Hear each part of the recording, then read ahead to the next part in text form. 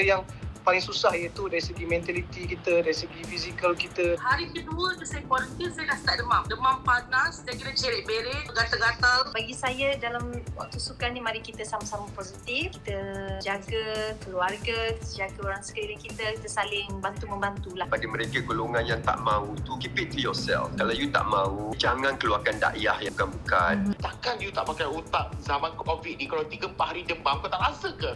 Mungkin dia COVID.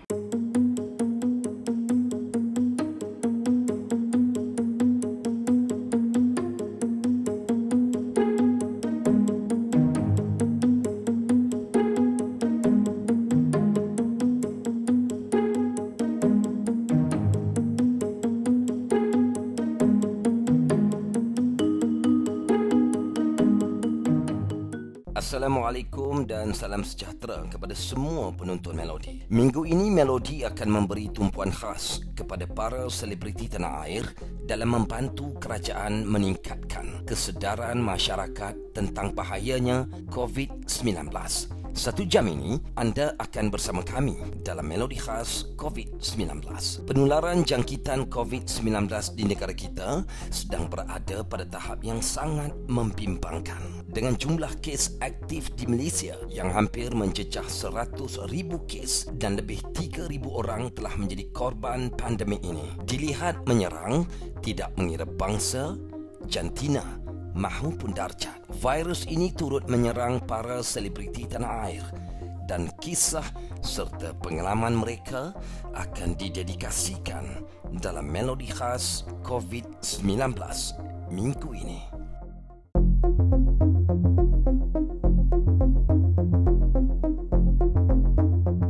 Ketika suka mahupun duka, Melodi sentiasa di belakang para selebriti tanah air. Sokongan dan semangat yang diberikan adalah penawar yang paling bermakna untuk mereka. Ikuti segmen pertama untuk episod khas hari ini. Wartawan Melodi Nik Syafiq Hadari ingin mengajak penonton mendekati dan mendengar pengalaman selebriti yang pernah disahkan positif COVID-19. Jadikan paparan ini sebagai iktibar dan pendinding untuk kita terus mematuhi SOP agar tidak dijangkiti virus yang berbahaya ini. Bersama Nik Syafiq Hadari, mereka yang pernah dijangkiti. Terima kasih Tabah. Sejak wabak ini melanda negara pada tahun lalu, kesuraman industri hiburan dapat dilihat dengan ketaranya. Selain pada aktiviti-aktiviti hiburan yang terbatas penganjurannya, kesihatan para selebriti juga turut diancam oleh virus yang tidak mengenal usia dan jantina ini. Ramai selebriti telah menjadi mangsa kerakusan virus yang maha dahsyat ini. Hari ini, mereka dengan rela hati tampil untuk menceritakan saat-saat cemas dan mendebarkan ketika mereka positif COVID-19. Ashraf Muslim, kira-kira setahun yang lalu, Ashraf merupakan salah seorang selebriti Malaysia yang terawal yang disahkan positif COVID-19 selepas pulang dari penggambaran di luar negara. Jadi Ashraf, setahun selepas positif penyakit tersebut, bagaimana agaknya perkembangan kesihatan Ashraf? Kerana kita tahu selepas seseorang itu dijangkiti COVID, ramai yang mengadu mereka mengalami beberapa komplikasi di mana mungkin paru-paru mereka tidak dapat berfungsi seperti biasa, mereka masih merasa simptom-simptom seperti sesak nafas dan sebagainya. Adakah Ashraf mengalami perkara-perkara itu? Ya, memang sebelum ni masa saya dekat ward pada tahun lepas tu memang ada kesan lah simptom yang susah nak nafas waktu tu. Lepas tu alhamdulillah lepas keluar daripada hospital dan juga sampailah sekarang, alhamdulillah tak ada masalah. Tetapi tak tahulah, mungkin ya atau mungkin tidak, sebab bila virus dalam badan dia kat dalam darah kan. So dalam darah ni dia mungkin akan merosakkan saraf-saraf dalam badan kita. So macam saya sebelum ni, baru-baru ni ada masalah skapula, di mana otot saya mengecut. Jadi bila saya jumpa doktor di PPUM, dia kata ada dua benda, dua punca yang menyebabkan dia skapula. Pertama, mungkin ada hentakan kuat. Dia kata mana ada hentakan kuat, kita tak ada main apa, tak dah lama tak bersukan kan, yang serius apa semua, dan tak pernah ada hentakan. Dan kedua, punca dia mungkin disebabkan ada otot yang mengecut ni disebabkan virus. So cakap virus apa, punya ada COVID dah sebelum ni kan. So dia pelan-pelan dia akan memberi kesan pada saya. Tapi alhamdulillah lah, buat fisio dan juga ada dia punya bagi ubat apa semua untuk saraf. Jadi alhamdulillah okey balik. Jadi benda-benda di sini nak kena jaga sebab bila di dalam saraf ni, sebab saya ni sport kan, so jadi mungkin dulu ada banyak injet sana injet sini kan. Jadi dia akan pergi tempat-tempat yang pernah injet lah. Kita doa lah semoga kita dapat solat seperti biasa, solat dalam keadaan yang tenang, tak payah nak takut-takut. Sekarang ni semayang pun takut-takut kalau kat masjid tu lah, pakai mak tak tenang.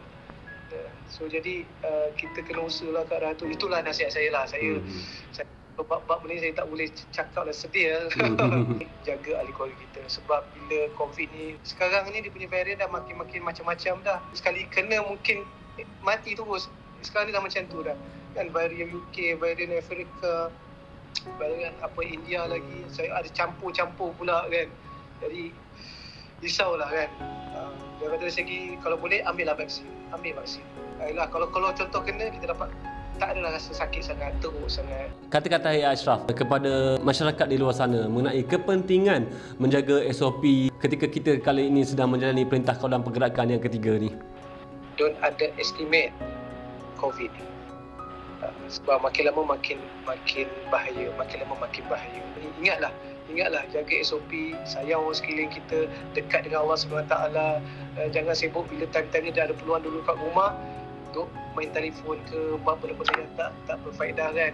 Banyakkan solat, banyakkan duduk bersama-sama dengan keluarga, berdoa sama-sama insya-Allah.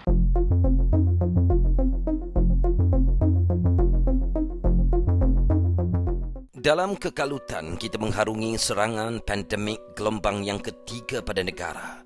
Dan di kala PKP 3.0 juga telah diaktifkan oleh kerajaan, industri hiburan turut dikejutkan dengan berita mengenai seorang pelakon dan pelawak terkenal tanah air Enot yang juga disahkan positif COVID-19.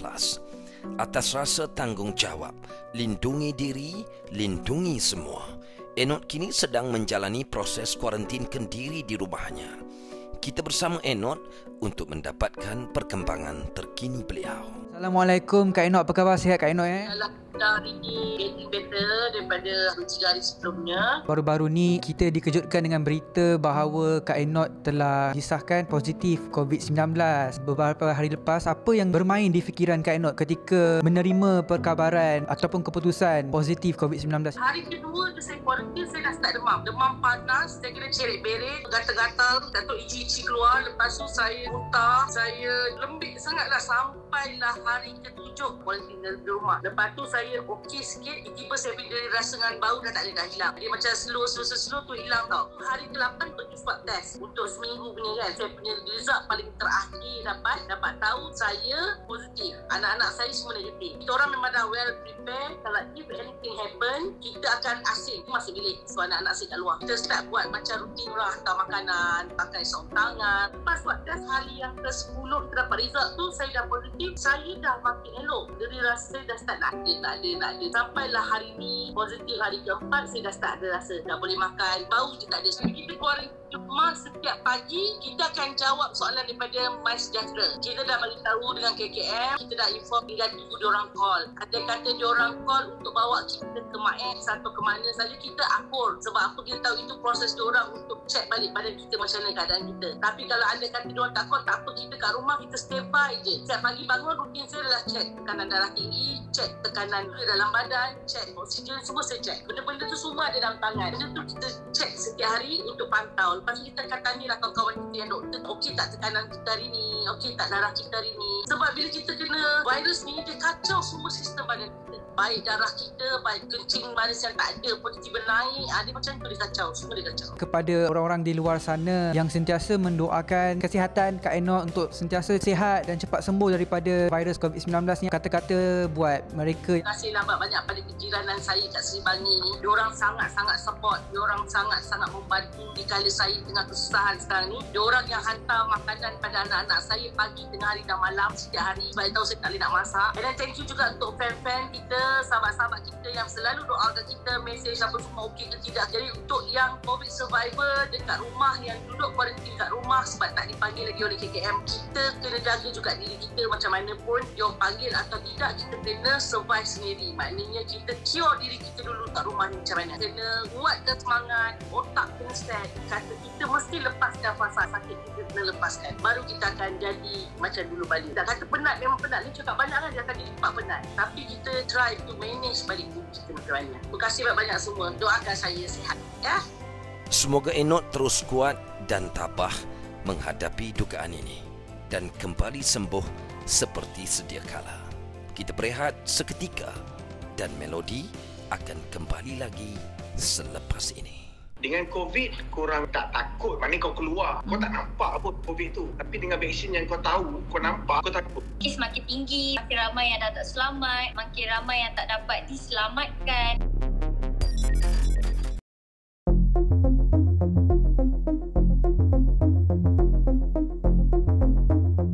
Jika sebentar tadi kita telah mendengar dan menyaksikan cerita Ashraf Muslim, antara selebriti yang terawal dijangkiti dan didapati positif wabak ini pada 19 April 2020 yang lalu. Semoga apa yang dikisahkan olehnya menjadi satu noktah untuk kita tidak memandang ringan terhadap bahayanya pandemik ini. Namun, usah kita berpatah harap.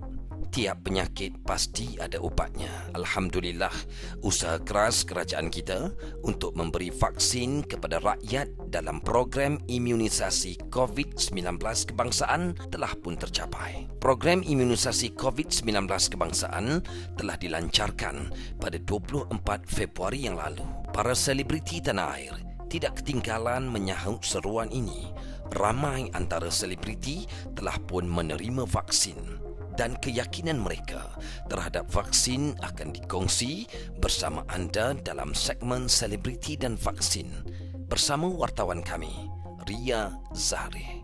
Ramai yang telah pun menerima vaksin, tidak terkecuali golongan selebriti. Dan dalam segmen ini, Melody bersama dengan pelakon Elvira Loy yang merupakan selebriti terawal menerima vaksin AstraZeneca ketika fasa pertama tempoh hari. Assalamualaikum, El. Waalaikumsalam. El adalah antara salah seorang selebriti yang mengambil vaksin yang terawal lah kan?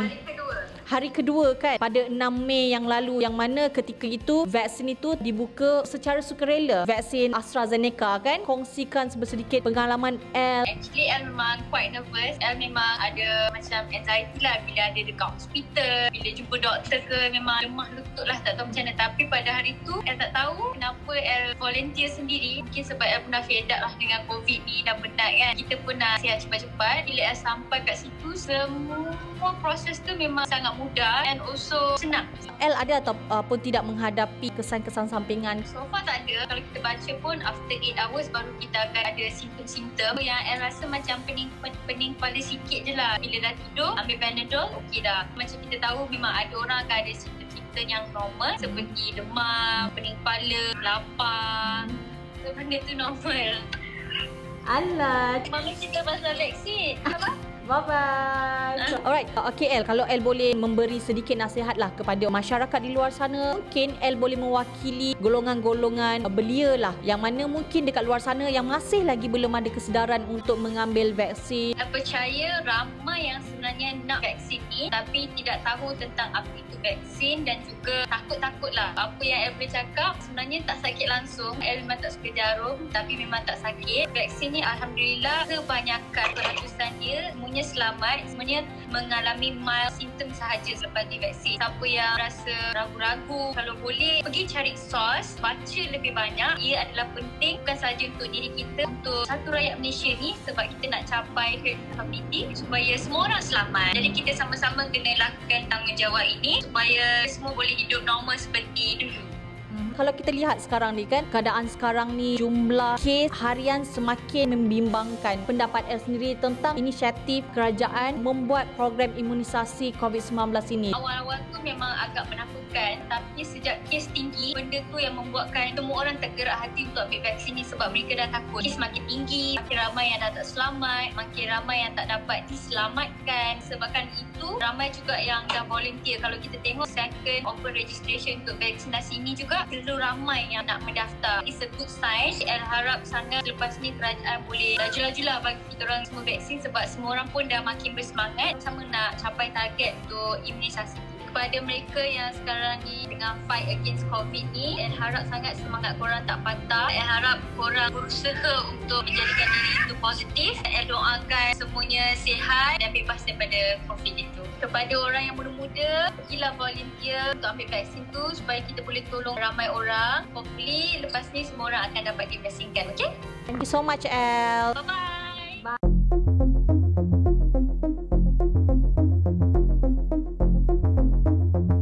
Keyakinan dan kesedaran yang tinggi menyebabkan pelakon Elvira Loy merupakan selebriti yang terawal bersetuju menerima suntikan vaksin COVID-19.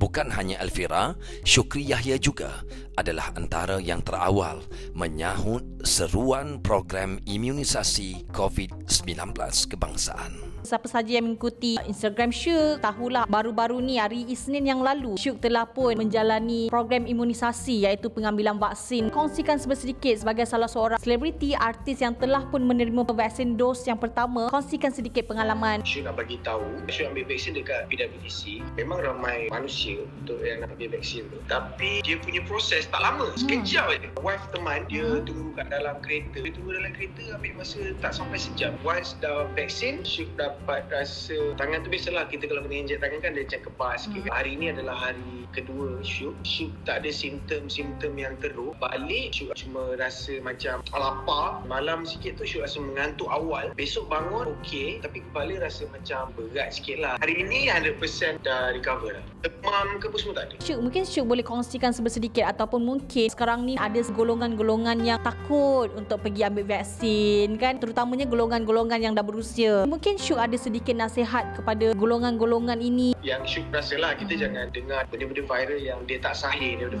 forward ke semua. Syuk cakap dia ada pengalaman yang ada dekat sekeliling Syuk sendirilah. Banyak terima WhatsApp yang itu ini. So, jangan percaya kalau korang takutkan demam tu, ialah demam perkara yang biasa. Dengan COVID korang tak takut. Maknanya kau keluar, kau tak nampak apa COVID tu. Tapi dengan vaksin yang kau tahu, kau nampak, kau takut. Benda tu tak perlu ada lah. Kita perlu ambil vaksin ni untuk pencegahan diri kita, orang di sekeliling kita lah. Vaksin ni bukanlah ubat, tapi dia adalah untuk menguatkan sistem imunisasi kita supaya kita boleh lawan kalau kita kena. Vaksin tu sendiri, kalau kita kena, dia akan menghalang daripada kita menjangkiti orang lain. Yang faham lah. Kalau dengan sekarang ni kita self quarantine sendiri pun tak jalan, kes makin naik, semua kita dah cuba buat kan. Why not last kita cuba vaksin.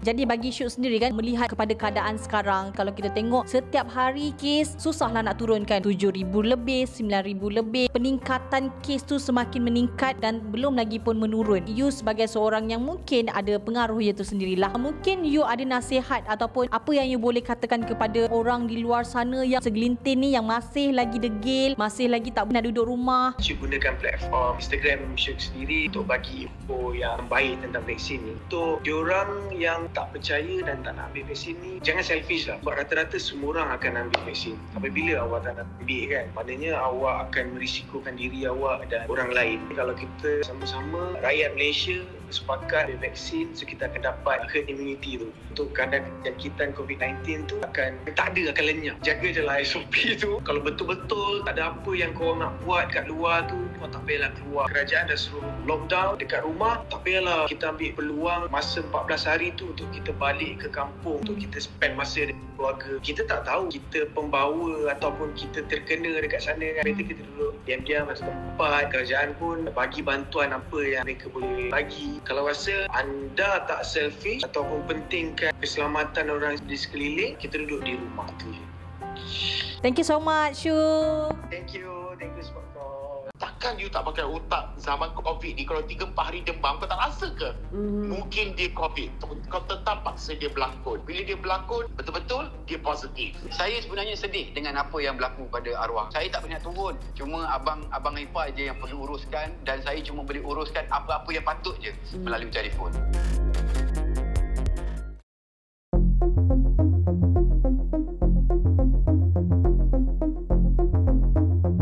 Terima kasih kerana masih lagi bersama Melodi, episod khas COVID-19. Penularan wabak ini sedikit sebanyak memberi impak kepada pelbagai sektor ekonomi, tidak terkecuali industri kreatif. Melodi selami pula isi hati mereka yang bergiat aktif dalam industri seni tanah air. Bagaimana agaknya impak penularan COVID-19 ini terhadap industri seni? Laporan penuh kita bersama Adit Abdullah. Setenat-tenat penularan wabak COVID-19 ini, begitu juga tenatnya industri seni tanah air kita.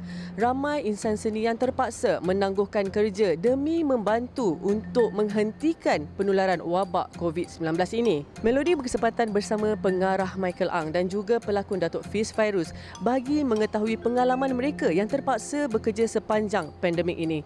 Sama-sama kita saksikan. Kamu tu besok ya? Kamu tu bang. Kamu dah mak. Okey Mike, kita nak tahulah juga, okey sekarang ni dah total lockdown kan. Jadi dari segi orang cakap shooting apa tu semua je, so kita nak tahu daripada angle pengarah lah. Jadi macam mana sekarang ni? Macam ada tak benda-benda yang terbantut ataupun semua shooting Mike dah settlekan sebelum diumumkan PKP ni? Sebenarnya banyak yang terbantut. PKP ni walaupun boleh shoot dalam studio ke apa pun, I decided not to shoot lah. Sebab I rasa Malaysia dah critical sangat. So tak payahlah menambahkan kekusutan negara ni. Dan lagi-lagi pun sebelum lockdown ni banyak artis yang dah kena. Even set I pun ada, di mana I was quarantine 10 hari sebelum raya sebab close contact. So I rasa masa PKP yang last tu, dia macam orang keliling you tak kena tau. Aja orang dengar cerita. Tapi kali ni is like every other day you akan dengar, oh set sana kena, set sini kena. So I decided to total lockdown. So ada 2-3 drama I yang tengah shooting, kita kena stop.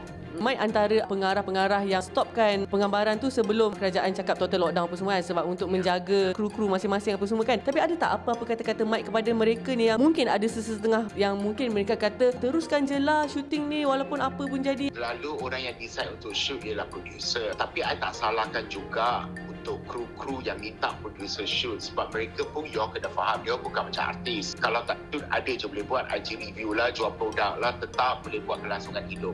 Tapi untuk freelance crew ni, diorang kalau tak kerja tak ada duit. I faham juga ada yang berkeras nak shoot semua tu, tapi buat masa ni I rasa kita dah critical sangat. So just bertahan je lah. So at least I rasa kerajaan akan buat sebulan hingga 2 bulan. Ada kepada producer-producer kat luar tu, korang selama ni pun dah untung banyak. Apa masalah kalau korang just shut down je, just ikut je cakap kerajaan, jangan make it worse. Sebelum raya ni ada a few cases.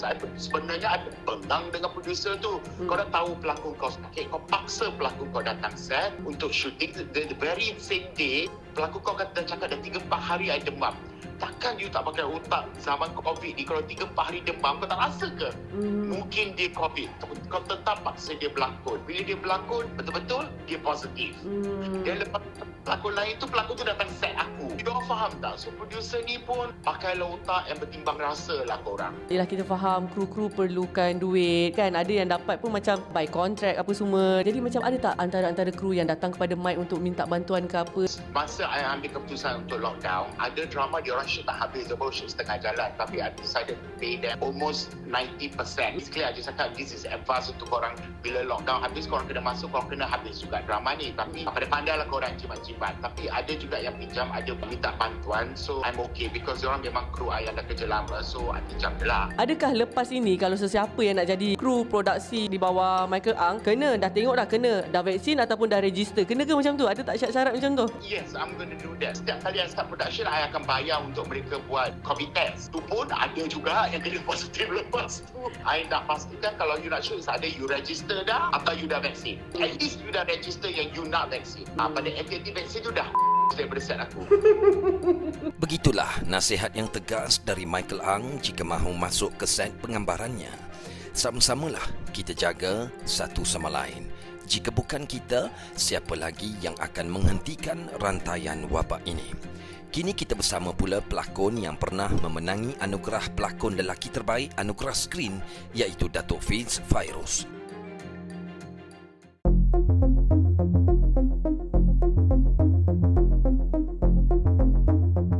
Okey, Assalamualaikum Fiz Fairuz. Terima kasih sudi meluangkan masa dengan Melody. Tengah buat apa sekarang tu? Waalaikumsalam. Tak ada buat apa, memenuhi permintaan daripada kerajaan. Lockdown, stay at home. Buat-buatlah kerja-kerja yang di rumah, apa yang patut, yang tak pernah buat tu kita buatlah. Jadi kalau petang-petang tu kalau tak hujan, bolehlah bawa anak-anak mainlah kawasan-kawasan rumah je. Jadi Hafiz, kita nak tanya sebagai seorang pelakon kan, dari segi kerjaya tu kita memanglah dah tak boleh nak syuting apa semua kan. Jadi macam untuk kelangsungan hidup tu, apa yang sebenarnya Fiz dan juga family buat? Kita dalam fasa yang ketiga PKP. Yang pertama mungkin ramai yang terkejut. Kita tak boleh nak syuting pun terhad. 50% saja yang syuting. Lagi 50% banyak yang tak dapat job, tak boleh nak menguruskan kehidupan. Ada juga yang kawan-kawan mesej, minta tolong, boleh tak pinjam duit. Sekarang ni orang dah start syuting, cakap kan. Tak ada, diorang tak panggil. Yang ada pun yang mana yang tak habis daripada yang dulu kan. Boleh tak Fiz ceritakan risikonya apabila teruskan penggambaran? Macam kalau kita tahu ada juga di antara mereka yang macam berisiko dan terus melakukan penggambaran. Jangan kata artis bolehlah time-time COVID ni korang boleh syuting. Syuting itulah yang paling bahaya. Kita tak tahu rumah asing-asing datang set, lepas tu duduk ramai-ramai. Mungkin seorang dua yang pernah keluar ke tempat lain, yang mementingkan diri sendiri. Cuba korang fikir. Saya pernah syuting dan set saya pernah ada kes positif COVID-19. Ada yang saya dengar juga yang syuting kena teruskan juga sebab takut DX lah, lepas tu takut kos tinggi lah. Itu terpulang pada produser. Sepanjang PKP ni, ramai yang tak ambil pot sangat. Tak ada apa-apa, hanya demam biasa je, batuk. Cukup 14 hari, okey lah. Bila seorang itu mempunyai mentaliti yang macam tu, itu dia boleh menyebabkan kematian. Nyawa ni kalau habis terus. Kerja tu kalau habis, kita mencari lagi. Apabila Fiz bercakap tentang COVID ini mengundang maut, kenalan terdekat Fiz sendiri meninggal disebabkan virus ini. Orang di luar sana masih lagi degil, tapi sebenarnya kenalan terdekat Fiz sendiri pergi disebabkan virus ini. Pengalaman Fiz sendiri. Benda ni mentaliti seseorang itu, pemikiran seseorang itu di bandar dan di kampung. Kita di bandar ni, kita cukup komplit dengan kita punya internet, kita punya info, macam mana kesakitan dia, efek bila dia berada dalam tubuh badan kita. Di kampung macam mana? Arwah bapa mentua kakak saya yang berada di kampung, yang anak dia sendiri positif COVID-19, kuarantinnya di rumah dan menjangkit kepada bapanya. 2 hari ke 3 hari, bapanya positif dan terus meninggal. Apa perasaan korang? Orang yang kita sayang, orang yang kita duduk satu rumah, orang yang kita selalu bergurau, orang yang selalu kita ambil tahu, orang yang selalu kita tengok siang dan malam, akhirnya hilang sekelip mata. Warga tua yang mempunyai penyakit paling senang COVID-19 ni menjangkit. Apa yang terjadi pada arwah, dia memang ada sakit, paru-paru dia telah diserang oleh virus tersebut. Secara mengejut, ada orang yang positif dalam tu. Saya sebenarnya sedih dengan apa yang berlaku pada arwah. Saya tak berniat turun. Cuma abang ipar je yang perlu uruskan dan saya cuma boleh uruskan apa-apa yang patut je melalui telefon. Sebab kita tak boleh nak tengok. Kita tak boleh nak uruskan sangat apa-apa pun. Hanya boleh tengok dalam phone saja.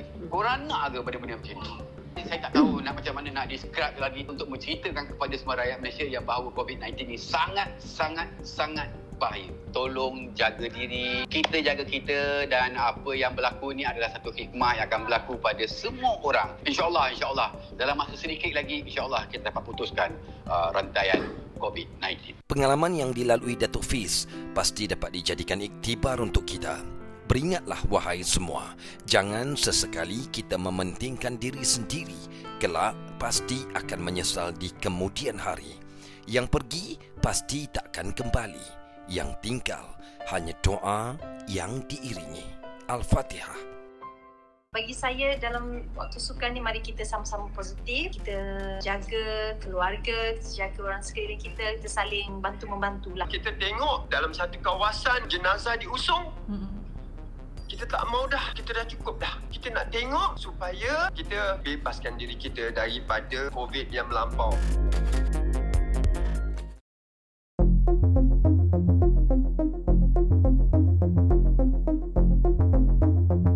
Pandemik COVID-19 menjejaskan ramai golongan masyarakat, terutama ketika Perintah Kawalan Pergerakan diadakan bagi membendung penularan wabak ini yang semakin meningkat di negara kita. dan golongan selebriti juga turut memainkan peranan dan prihatin membantu mereka yang memerlukan di saat sukar ini. Jadi untuk segmen keempat ini, kita bersama dengan beberapa selebriti yang melaksanakan usaha murni mereka bersama wartawan kami, Nurul Izzah. Penyanyi nombor 1 negara Datuk Seri Siti Nurhaliza telah melancarkan tabung bantuan khas Palestin dan juga COVID-19 bagi membantu mereka yang memerlukan. Sehingga ke hari ini, lebih dari RM18,000 sumbangan telah disalurkan kepada tabung tersebut. Melodi dapatkan Datuk Seri Siti Nurhaliza.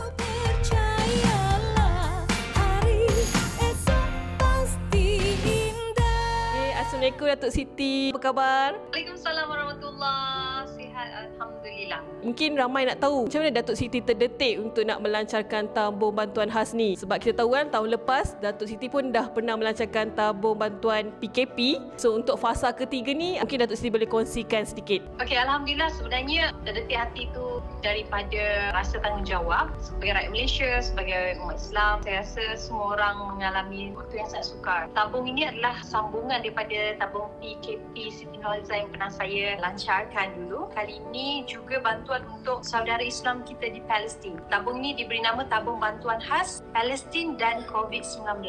Alhamdulillah, rakyat Malaysia ni memang sangat-sangat prihatin. Tabung PKP yang saya buat dulu berjaya capai sasaran RM300,000 masa tu. InsyaAllah, impian saya dan juga suami dengan duit bantuan ni salurkan kepada anak-anak yang di Palestin, di Gaza untuk membantu pembelajaran mereka, bangunan dan juga bantuan lain yang mereka sangat perlu ketika ini. Ramai yang kata peminat-peminat dan juga masyarakat di luar sana macam Datuk Siti katakan prihatin kan turut memberikan sumbangan. Jadi macam mana untuk mereka menyalurkan sumbangan dalam tabung bantuan khas ini dan juga mereka yang mungkin ingin meminta bantuan sedikit sebanyak dapat meringankan beban mereka. Jadi apa yang Datuk Siti boleh kongsikan? Cara untuk menyumbang ni sangat-sangat mudah. Mereka hanya perlu type kitafund.com dan mereka terus dibawa ke website Kita Fund. Berapa seikhlasnya kami terima dengan hati yang terbuka. InsyaAllah segala yang anda sumbangkan akan kita manfaatkan memang untuk mereka yang terjejas akibat COVID-19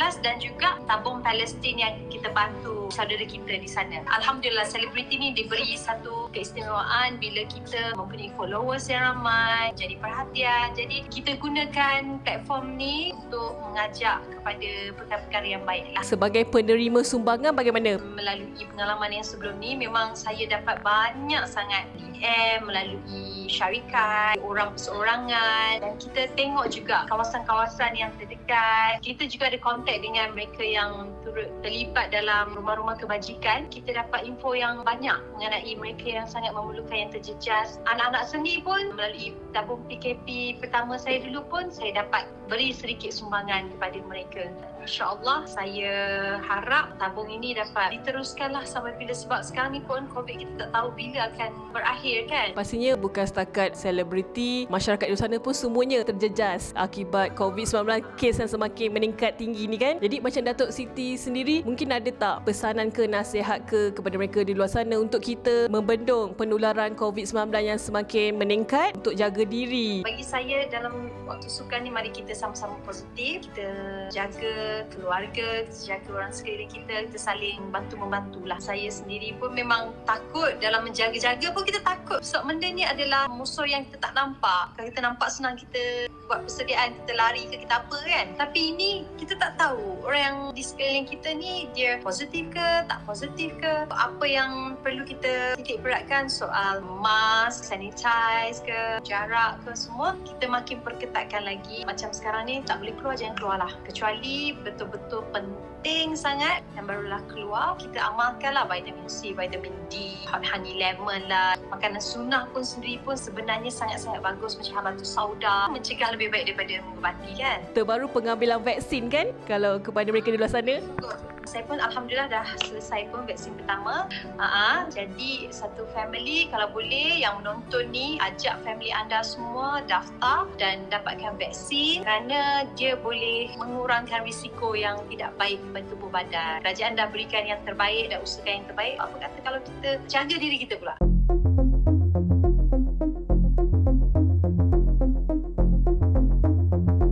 Kali ini kita bersama pula dengan pengacara popular tanah air, Dato' Aznil Haji Nawawi, berkongsi serba sedikit tentang kepentingan pengambilan vaksin di kalangan warga emas demi kepentingan sejagat serta pentingnya kegunaan aplikasi MySejahtera. Assalamualaikum Pak Nil. Waalaikumsalam Ria. Sekarang ni dah PKP 3.0 dah pun. Sekarang Pak Nil tengah busy dengan apa? Pak Nil busy dengan apa? Duduk di rumah, mana ada sumber yang boleh Pak Nil bantu followers Pak Nil. Pak Nil bekerjasama dengan Emma Fatimah. Kami lancarkan hashtag kita ada kita. Kan kita jaga kita lah untuk isi rumah yang punya masalah dalam kelangsungan hidup. Kerajaan telah pun melakukan program imunisasi COVID-19 bermula Februari yang lalu lah. Sekarang ni dah ramai dah pun telah menerima vaksin. Antara salah seorangnya adalah Pak Nil sendirilah telah menerima dos yang pertama kan. Mungkin Pak Nil boleh berkongsi sedikit pengalaman Pak Nil ketika menerima vaksin tempoh hari. Sebenarnya Pak Nil ni terlewat. Pak Nil dah daftar dengan MySejahtera dah lama. Kalau ikutkan panggilan umum, Pak Nil rasanya fasa yang ketiga. Bila AstraZeneca dikeluarkan, Pak Nil ni terlepas pandang. Pak Nil daftar tengok, alah dah tutup. Pak Nil pilih je lah 20 hari bulan. Anda jadual menunggu. Waiting list lah. Bila tiba hari Pak Nil tu, Pak Nil hanya periksa Pak Nil punya MySejahtera dalam pukul 10 macam tu. Kan Pak Nil tengok, ada soalan. Dia kata, kalau nak panggil untuk suntikan, boleh tak? Dia tanya kat situ. Jadi Pak Nil terus kata, boleh lah. Pak Nil takut dah terlepas dah sebab Pak Nil lambat tengok dah pukul 10. Dalam pukul 11 lebih ada panggilan. Pak Nil jarang jawab panggilan yang Pak Nil tak kenal kecuali Ria. Pak Nil jawab.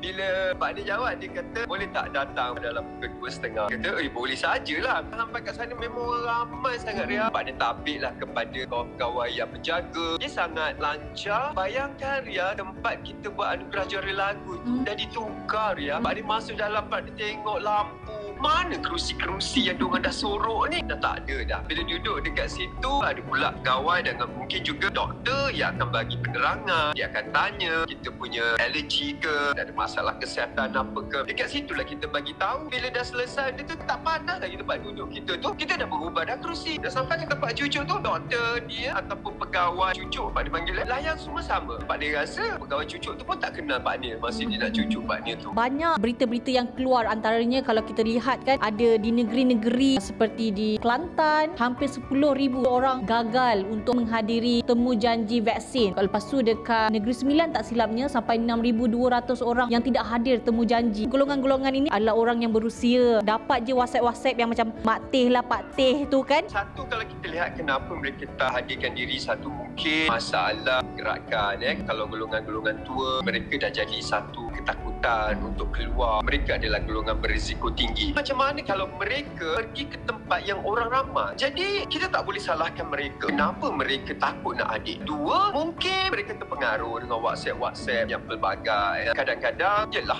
bagi mereka itu adalah sumber. Dan lagi satu, mungkin anak-anak tak balik. Anak-anak tak boleh rentas negeri. Jadi sekarang ini seharusnya fikir bagaimana kita di urusan dia ni pergi kepada mereka untuk memberikan suntikan. Jadi masalah itu tidak akan timbul. Mungkin itu adalah satu punca kenapa ramai tak keluar. Dan mungkin juga pengetahuan tak ada pada ayah-ayah, mak-mak, pakcik-pakcik, anti-anti, uncle-uncle. Jangan takut anti, jangan takut uncle untuk dapat suntikan. Kalau takut macam kena demam, kesan sampingan, itu biasa. Dulu kalau kita ambil rubella pun anti demam, sakit-sakit badan itu biasa. Tapi Alhamdulillah Pak Nil tak demam. Pak Nil nak bagi tahu, saya lagi 1 tahun 60 anti. Saya dah hampir masuk ke warga emas juga. Reaksi pada badan orang berbeza-beza. Anti mungkin pekerja ladang yang kuat, exercise, berpeluh. Jadi mungkin anti sihat. Anti adalah orang yang punya masalah kesihatan. Kita ada doktor dekat situ yang akan mengawal selia. Jadi tak perlu runsing. Pak Nil sering kali memberi kesedaran, memberi nasihat-nasihat di IG Pak Nil kan. Jadi mungkin Pak Nil boleh kongsikan sedikit kepada mungkin orang di luar sana yang mungkin kesedaran mereka tentang aplikasi MySejahtera tu kurang. Kalau kita lihat aplikasi ni banyak membantu kan. Setiap hari pun kita boleh bagi tahu tahap kesihatan kita bagaimana. Mungkin Pak Nil boleh bagi kesedaran lah sikit tentang kepentingan MySejahtera ni. Mungkin ayah ibu tak ada kecanggihan telefon bimbit. Anak-anak ada,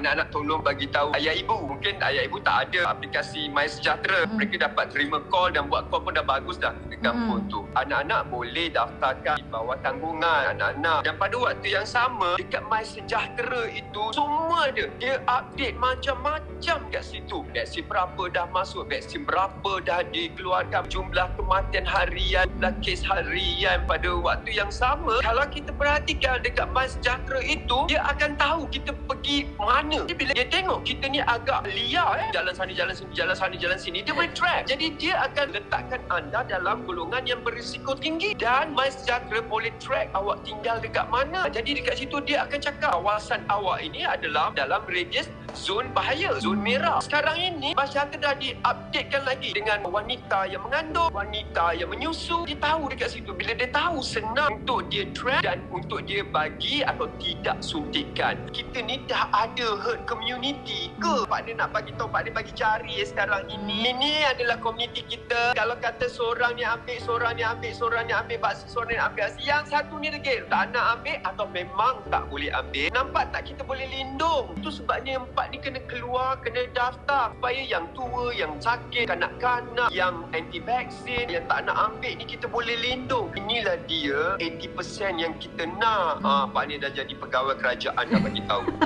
Terakhir, apa yang Pak Niel ingin katakan kepada masyarakat di luar sana lah? Saya pastikan sekarang ni ramai dah ada kesedaran tentang bahayanya COVID-19 ataupun kesedaran tentang vaksin ini sendiri. Jadi mungkin Pak Niel bolehlah orang kata kongsikan sedikit kepada segelintir ni yang mungkin agak berdegil sedikit lah. Kesedaran tentang vaksin tu kurang. Dah lah kurang. Berjalan lagi dekat luar tu, tak ikut SOP dan sebagainya. Kita jadi mata-mata. Kita tegur sendiri. Yelah kadang-kadang dah ada gelang colour pink tapi berjalan-jalan juga. Kita tegur atau kita buat laporan polis. Kita jadi mata-mata. Sebab kan kita ada kita je. Dan lagi satu, kita nak cepat. Kita nak keluarkan diri kita, bebaskan diri kita daripada tekanan COVID ini. Tengoklah dekat mana ke dah ada konsert. Walaupun pakai mask, mereka dah boleh pergi konsert sebab rata-rata dah dapat vaksin. Dulu kita bising, kata apalah negara kita lambatlah dapat. Negara maju dah dapat dah. Amerika dah dapat dah. Paris dah dapat dah. Singapura dah dapat dah. Indonesia dah dapat dah. Kita negara kita lambat dah. Ambil hemah dia, be positif. Sekarang ni kita dah nampak dah. Dekat Paris, dekat UK, mereka dah keluar tanpa mask. Jadi kita dah nampak dah. Ini contoh. Kalau mereka gagal, jadi kita boleh bertindak. Nak pergi surau kan, nak pergi masjid kan, kita dah lama tak solat kan, berjemaah kan, kita nak tengok anak kita pergi sekolah kan, kita nak buat kenduri kendara anak kahwin kan, dah berapa ramai dah kita tengok dalam satu kawasan jenazah diusung. Kita tak mau dah, kita dah cukup dah. Kita nak tengok supaya kita bebaskan diri kita daripada COVID yang melampau. Sekarang ini dah ada varian baru. Kita ikut sajalah pada mereka golongan yang tak mahu tu. Keep it to yourself. Kalau you tak mahu, jangan keluarkan dakwah yang bukan-bukan. Jangan keluarkan rumus yang bukan-bukan. Sekarang dah ada undang-undang di mana anda boleh disaman dan mungkin anda boleh dipenjarakan atas alasan membuat berita palsu mengenai suntikan. Terima kasih Pak Niel atas perkongsian pada hari ini yang sangat membantu penonton-penonton di luar sana. Terima kasih. Terima kasih Ria. Pak Niel nak ucap ribuan terima kasih kepada pegawai-pegawai bertugas, syabas kepada semua frontliners. Sabar frontliners, sikit aja lagi. Sikit aja lagi. Kita boleh. Sikit je lagi. Besar harapan Datuk Aznil Haji Nawawi, begitu jugalah besarnya harapan seluruh rakyat Malaysia. Bersama kita berganding bahu dalam menempuhi keadaan sukar ini. Sampai di sini, melodi khas COVID-19. Melodi akhiri dengan bacaan doa dari Ustaz Asri Ubaidullah. Sampai kita jumpa lagi. Assalamualaikum.